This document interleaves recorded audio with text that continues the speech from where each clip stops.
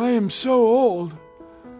I remember when you really couldn't see the mountains in Los Angeles from a place now you go, wow, those mountains are beautiful, from anywhere in Hollywood proper or in what we call the Valley.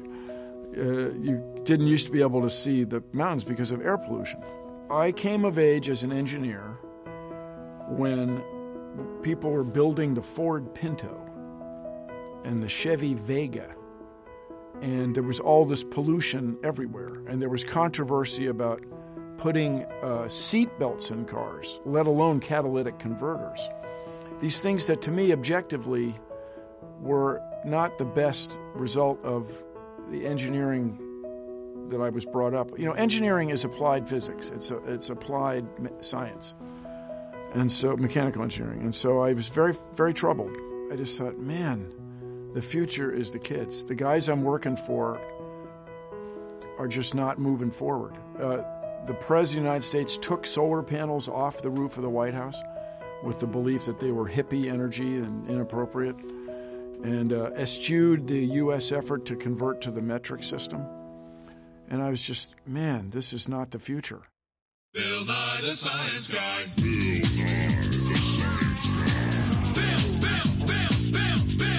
Bill Nye the Science Guy. I wanted to affect kids, so I went around from about 1988 to 1992 pitching various TV executives on this idea with Jim McKenna and Aaron Gottlieb, my co-creators. And PBS picked it up, and here we are. I grew up with two parents who celebrated academic achievement.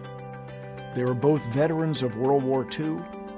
They grew up in an era where my father was a prisoner of war for 4 years, 44 months in Japanese prison camp. My mother was recruited by the Navy because she was good at puzzles.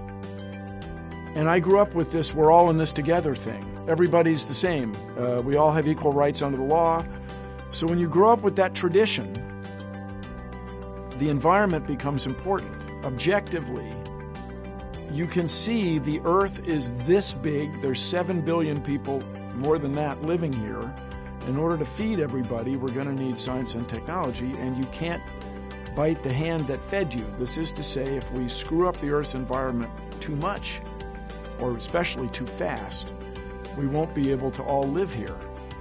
And that's sort of a scientific, objective truth for me.